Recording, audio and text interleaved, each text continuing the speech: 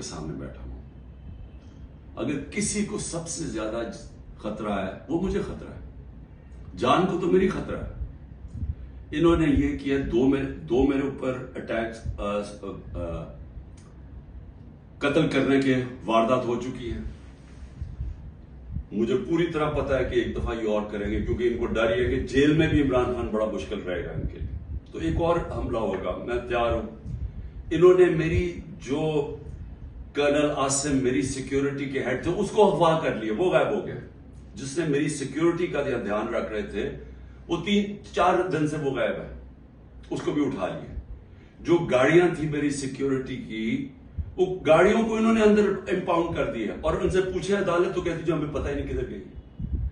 تو سب سے زیادہ تو خطرہ مجھے ہے. کیا آپ کو لگ رہا ہے کہ میں پیچھے ہٹوں گا؟ میں کیوں نہیں پیچھے ہٹوں گا؟ کیونکہ میرے سامنے 2 راستے ہیں. ایک ہے یہ خوف کی فضا بنا کے ہمیں غلام بنا رہے ہیں. صرف مقصد یہ ہے کہ ہم بھیڑ بکریوں کی طرح یہ طاقت کی حکمرانی مان لیں. یہ سب نے کیا ہے. یہ فرعون یہ کرتا تھا، خوف اتنا پھیلا کے لوگوں کو غلام بنایا ہوا تھا. یہ یزید نے کیا تھا. کوفہ کے لوگوں کے اوپر اتنا اس کا خوف تھا اس کے ظلم کا کہ انہوں نے حضرت امام حسین کی مدد نہیں کی.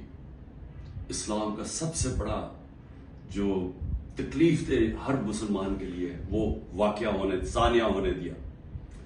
ہر دنیا کی تاریخ کا یزید یا ڈکٹیٹر وہ ہمیشہ خوف کے ذریعے لوگوں کو کنٹرول کرتا ہے، انسانوں کو کنٹرول کرتا ہے.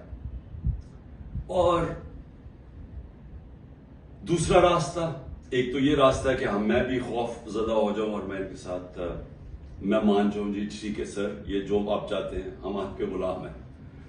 میں نے تو کبھی کسی کی غلامی کی نہیں ہے.